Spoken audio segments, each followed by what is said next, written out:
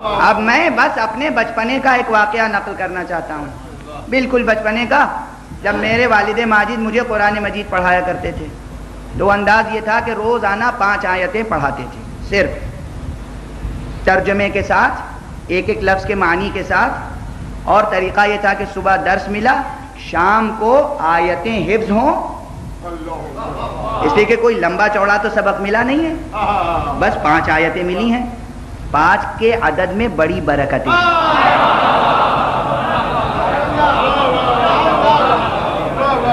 بہت برکتیں ہیں، بہت برکتیں، قیامت کا ذکر بھی 5ویں حصے میں ہے، بڑی برکتیں ہیں۔ بہرحال 5 آیتیں دے دیں، پڑھا دیں، ترجمہ، الفاظ کے معنی، اور اس کے بعد شب میں داخل ہوئے، اور پہلا کام میرا یہ ہوتا تھا دروازہ کھولا اور دامن پکڑ کے وہیں آیتیں سنا دی، اور اس کے بعد ترجمہ سنا دیا، کبھی کہنا پڑتا تھا کہ ارے ذرا بیٹھ جائیں تب سنائیے گا، معلوم ہے بہت اچھا حافظ ہے آپ کا۔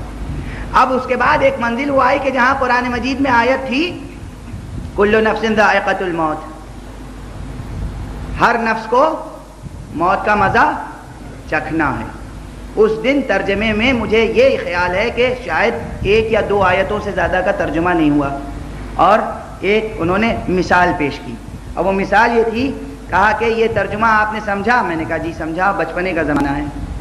کہا یہ بتائیے آپ کے ہاں 22 رجب کو نذر ہوتی ہے یا 22 جمادی ثانیہ کو نذر ہوتی ہے، 13 رجب کو نذر ہوتی ہے، اب آپ نے برتنوں میں شیرینی بھر دی اور نذر دے دی، اور اب پورا محلہ آ رہا ہے رکھنے کے لیے، اور آپ نے چکھے گا؟ اگر کسی نے نہیں چکھا تو میں ناراض ہو جاؤں گا۔ دیکھیے اگر آپ میرے گھر نہیں آئے تو پھر میں بھی آپ کے گھر نہیں آؤں گا، یہ دوستانہ اور محبتانہ گلے شکوے ہوتے ہیں نا۔ تو فرمایا آخر میں کہ یہ تو یاد ہوگا، ہر سال ہوتا ہے۔ میں نے کہا جی، کہ آپ یہ بتائیے کہ چکھنے والی چیز ختم ہوتی ہے یا وہ ختم ہوتے ہیں جو چکھنے والے ہیں؟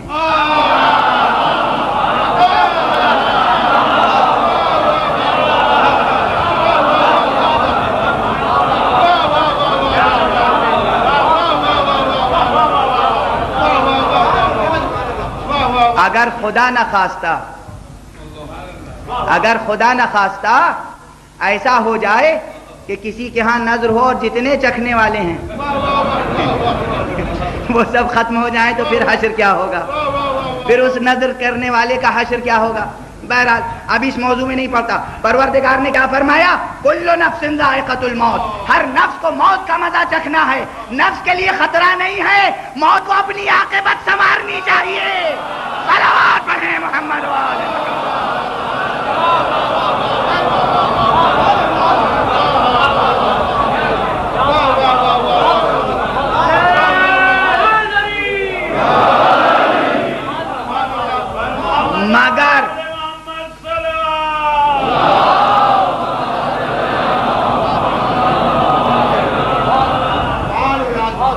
مگر یوں ہی آسانی سے بات تھوڑی میں نے کہہ دی اور اچھی لگی اور واہ واہ سبحان اللہ۔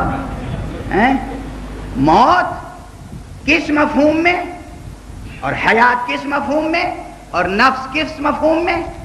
یہ کون سا نفس ہے جو موت پر غالب آئے گا؟ ہر نفس نہیں، ارے ہر چیز کا مذاق رکھنے والی طبیعتیں الگ الگ ہوتی ہیں، وہ ذوق طبیعت پیدا کیجئے، وہ مذاق پیدا کیجئے، اور وہ اس طرح موت ختم ہو جائے گی کہ جب آپ بچپن سے لے کر اور خاص طور سے جوانی میں جب جوش جوانی ہے، اور اس وقت ہر موقع پر موت کو چکھنے کی عادت ڈال لیجیے، موت چکھنے کا مذاق پیدا کر لیجیے، ذوق پیدا کر لیجیے۔ دل چاہ رہا ہے حرام کام کر لیں، نہیں کریں گے، ایک گونا موت کا مزہ آ جائے گا۔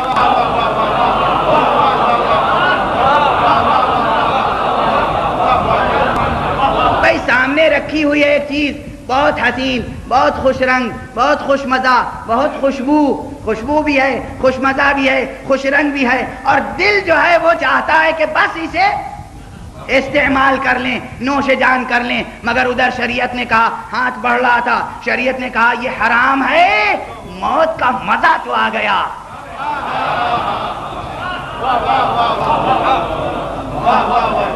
موت کا مزہ ہی تو آ گیا بس. اسی طرح ایک واجب ہے، فرض ہے، ظاہری حالات میں سخت محسوس ہو رہا ہے، مشکل محسوس ہو رہا ہے، بہت تکلیفیں ہیں. اس واجب کو ادا کرنے کے لیے گھر سے نکل کے اس منزل تک جانے کے لیے راستے میں کانٹے بچھے ہوئے ہیں. ان کانٹوں کو اپنے پیروں سے ڈل مسل کے ایسا بنا دینا ہے کہ دنیا والے سمجھیں کہ پھولوں کی پنکھڑیاں بکھری ہوئی ہیں، تاکہ جتنے زخم ہیں ہمارے تلوے کو زخمی کریں مگر ہمارے بعد آنے والے زخمی نہ ہوں. ایسی راہ ہے جہاں راستے میں کانٹے ہیں اور سر کے اوپر کوڑا پھینکا جا رہا ہے. ایسا راستہ ہے کہ جہاں ہر طرف سے تیر برس رہے ہیں. ایسا راستہ ہے جہاں ہر طرف سے پتھر برسائے جا رہے ہیں. موت کا مزہ آ رہا ہے مگر واجب ترک نہیں ہونے دیں گے، واجب ترک نہیں ہونے دیں گے. جب یہ کیفیت رگڑتی ہے زندگیاں رنگڑائیاں لیتی ہیں. برحمتك يا أرحم الراحمين وصلى الله على محمد وآله